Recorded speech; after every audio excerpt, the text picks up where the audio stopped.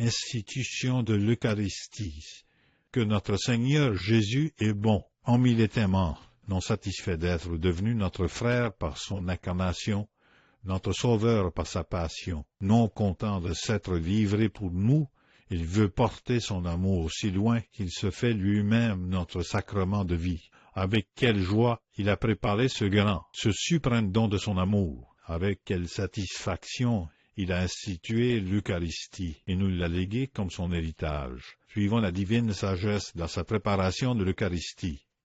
Adorons sa puissance qui s'épuise dans cet acte d'amour. Et bien avant son institution, Jésus a révélé l'Eucharistie.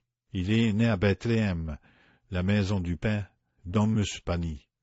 Là, il fut couché sur la paille, qui portait alors, pour ainsi dire, le véritable épi de blé. À Cana, quand il changea l'eau en vin, et dans le désert, quand il multiplia les pains, c'était l'Eucharistie qu'il préfigurait. Et dans le désert, comme nous le savons, à la préfiguration, il ajouta une promesse claire de l'Eucharistie. C'était une promesse publique et formelle.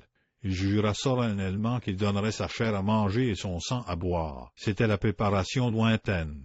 Maintenant vient le moment de préparer plus immédiatement l'Eucharistie. Ici, Jésus veut tout faire lui-même. L'amour ne délègue jamais ses obligations aux autres. L'amour fait tout lui-même. Il s'en glorifie. Tout d'abord, Jésus désigne la cité Jérusalem, la cité du sacrifice dans l'ancienne loi. Il indique la maison, le cénacle. Ensuite, il choisit ses ministres pour l'œuvre. Pierre et Jean. Pierre, le disciple de la foi, et Jean, le disciple de l'amour. Il fixe l'heure, la dernière de sa vie dont il peut librement disposer. Enfin, il va de Béthanie au cénacle. Il est plein de joie. Son pas est rapide, il ne s'attarde pas en chemin.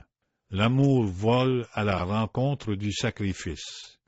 Mais contemplons l'institution de l'auguste sacrement. Est le moment, l'heure de l'amour a sonné.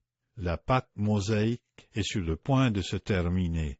Le véritable agneau va succéder à la figure. Le pain de vie, le pain vivant, le pain du ciel, va prendre la place de la manne du désert, tout est prêt. Les apôtres sont purifiés, car Jésus vient de leur laver les pieds. Jésus s'assoit tranquillement à table. La nouvelle Pâque doit être mangée assis dans le repos de Dieu. Un silence profond règne.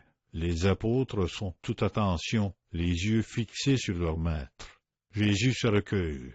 Puis il prend le pain dans ses mains sept et vénérables, lève les yeux au ciel, rend grâce à son Père pour cette heure tant désirée, étend sa main, et bénit le Père. Les apôtres regardent, pleins de respect, n'osant pas demander la signification de ces actions mystérieuses, tandis que Jésus prononce ces paroles ravissantes, aussi puissantes que la parole créatrice. Prenez et mangez, ceci est mon corps. Prenez et buvez, ceci est mon sang. Le mystère d'amour est accompli. Jésus a rempli sa promesse. Il n'a plus rien à donner que sa vie mortelle sur la croix. Cela aussi, il le donnera, puis il ressuscitera pour devenir notre hostie perpétuelle de propitiation, notre hostie de communion, notre hostie d'adoration. Le ciel est ravi à la vue de ce mystère. La très sainte Trinité le contemple avec amour. Les anges l'adorent perdu dans l'admiration. Les démons en enfer tremblent de rage jouie. Seigneur Jésus, tout est accompli. Tu n'as plus rien à donner à l'homme pour lui prouver ton amour. Tu peux maintenant mourir, mais tu ne nous quitteras pas même en mourant. Ton amour est devenu éternel sur terre. Retourne dans le ciel de ta gloire, car l'Eucharistie sera le ciel de ton amour. Au Sénat.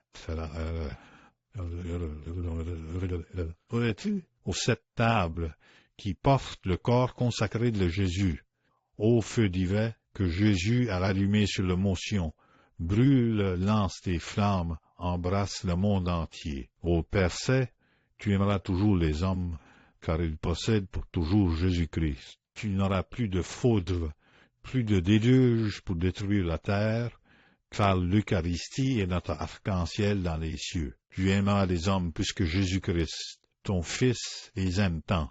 Oh, combien ce bon Sauveur nous a aimés. Et ça, c'est pour réclamer notre gratitude à plus encore. Nous devrions lui consacrer en retour notre affection et notre vie. Avons-nous encore un désir? Demandons-nous une autre preuve de l'amour de Jésus? Hélas! Si l'amour de Jésus dans le très saint sacrement ne gagne pas notre amour, Jésus est vaincu. Notre ingratitude est plus grande que sa bonté. Notre malice transcende sa charité.